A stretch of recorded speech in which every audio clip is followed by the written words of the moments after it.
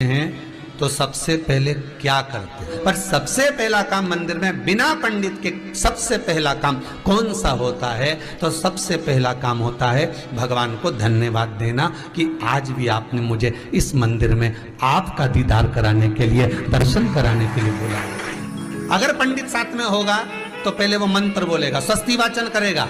स्वस्ति वाचन करने में उसको अर्थात भगवान के लिए भी प्रसन्नता और आपके लिए भी प्रसन्नता। पर आपके पास कोई ब्राह्मण नहीं, आपको कोई स्तुति नहीं आती, आपको कोई मंत्र नहीं आता, आपको कोई साधना नहीं आती, आपको कोई तप नहीं आता, पर आप इतना तो कर सकते हो कि भगवान के मंदिर में जाकर उनको धन्यवाद दे सकते हो कि तेरी कृपा है जो मुझे चलकर यहां तक बुला लिया, 2 कदम चलाया, यहां तक बुलाया, ये तेरी कृपा है।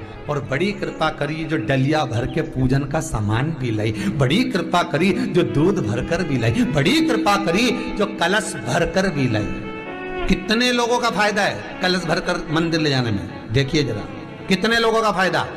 हिंदू धर्म में विष्णु पुराण में, पद्म पुराण में लिखा है, सौभाग्यवती नारी जब भरा हुआ पानी का लोटा लेकर कलश लेकर जाती है और उसको देखकर कोई व्यक्ति निकल कर चले जाता है तो जिस काम के लिए जाता है वो काम सफल हो जाता है।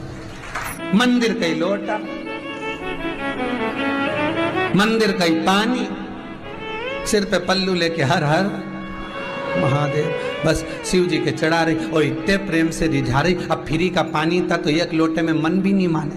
अरे करा तो भगवान के सम्मुख में पहुंचकर अगर आप जल का पात्र भी लेकर जा रहे हो, भरा हुआ लेकर जा रहे हो, तो कितनी प्रसन्नता की बात है। हिंदू धर्म की रीति है, जिस पात्र को हम जल चढ़ाने लेकर जाते हैं उस पात्र में भगवान के चरणों का जल लाते हैं, खाली पात्र नहीं लाते। क्या लाते हैं? भगवान के चरणों का जल। उस चरणोदक को लेकर आए, घर में रखा, सबने अपने नैनों में लगाया, हृदय में लगाया, चित्तवृत्ति में लगाया। खाली पात्र हम लेकर वापस नहीं आ रहे हैं।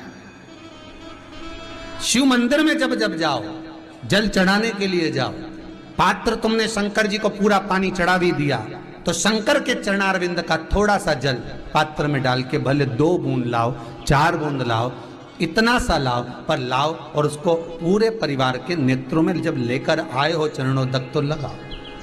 पर खाली पात्र नहीं लेकर आना। खाली पात्र लाने में ध्यान दीजिए, जब आप पूरा जल समर्पित कर देते हैं, जल समर्पित भी पूरा करना है, भगवान को चढ़ा रहे हो तो पूरा समर्पण होना चाहिए, पूर्ण समर्पण। इसलिए शंकर भगवान को अधूरा समर्पण नहीं, इसलिए श्रीफल भी पूर्ण चढ़ता है। शंकर जी के मंदिर में श्रीफल नहीं फूटता, पूर्ण श्रीफल। बेलपत्री भी पूरी, चावल का दाना भी चढ़ेगा तो आखा, फल भी चढ़ेगा तो आखा, फूल भी चढ़ेगा तो आखा। भगवान को कोई चीज खंडित नहीं चढ़ती, शिव जी को जल भी चढ़ेगा तो पूर्ण। जिस जल को चढ़ाने के लिए लेकर गए उसको बचा कर नहीं लाना है शिव मंदिर में से, संपूर्ण भाग। क्योंकि भगवान के चरण की रज जब हमारे घर में प्रवेश करेगी तो हमारा आत्म कल्याण तो स्वतः ही हो जाएगा। शिव करुणा कर ही देंगे। पर कई लोगों की आदत रहती है, और आपने भी गलती करी होगी, गए होगे, चढ़ा कर भी आए होगे, पूरा पानी भी उंडेल कर आए होगे, चढ़ा भी दिया, छोड़ भी आए, पर लेकर नहीं आए होगे।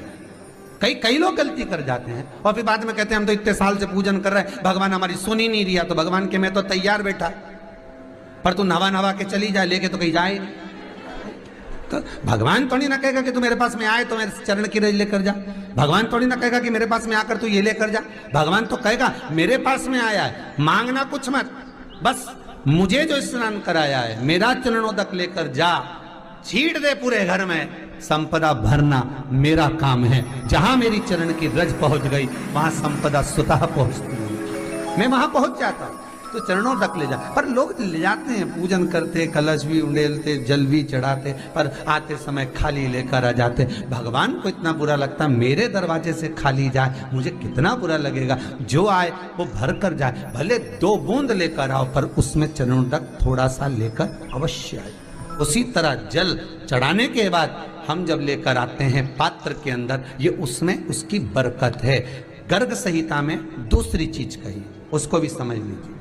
गर्ग संहिता में कहा गया, जब आप घर से जल लेकर जाते हो भरकर, तो ये सृष्टि की जितनी नदियां हैं, पृथ्वी पर जितनी नदियां विद्यमान हैं, जितने तालाब, जितने सरोवर, जितने कुंड, जितने विराजमान हैं, उन सारे तीर्थों का जल जब आप घर से लेकर निकलते हो तो वो तीर्थ का संपूर्ण जल आपके कलश में आ जाता है। और जब आप उस जल को शिव पर समर्पित कर देती हो और 2 बूंद चरणादक लेकर जब जाती हो तो शिव महापुराण, गर्ग संहिता, पद्म पुराण कहती है वो जल साधारण नहीं रहता, वो गंगा जल बनकर तुम्हारे घर को पवित्र करने के लिए पहुंच जाता है। वो पवित्र गंगा जल बन जाता है, उसको लेकर प्रवेश कर जाओ। हम बार बार कहेंगे भगवान के मंदिर जब भी जाओ ना, चेहरे पर प्रसन्नता होना चाहिए।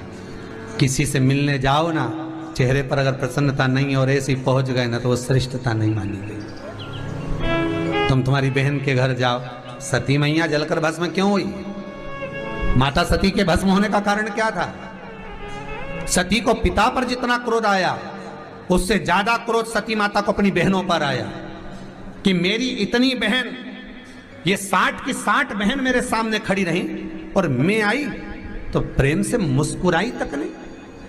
आप किसी के यहाँ जाओ और कोई के यहाँ पहुंचे और जाते से ही आप उस पहुंचे और कहा जी जी राधे राधे, जय श्री कृष्णा, हर हर महादेव, श्री शिवाय नमस्तुभ्यम, ओम नमः शिवाय आपने बोला और उसके चेहरे पर प्रसन्नता नहीं आया तो ऐसे घर में जाने से कोई फायदा है क्या? और आप किसी के यहाँ जा रहे हो तो आपके चेहरे पर भी प्रसन्नता होना चाहिए, सामने वाले को तो हो, आपके भी चेहरे पर भी। मंदिर में जब जब जाएं, गुरु के दरवाजे पर जब जब जाएं, परमात्मा के चरणारविंद में जब जब जाएं, माता पिता के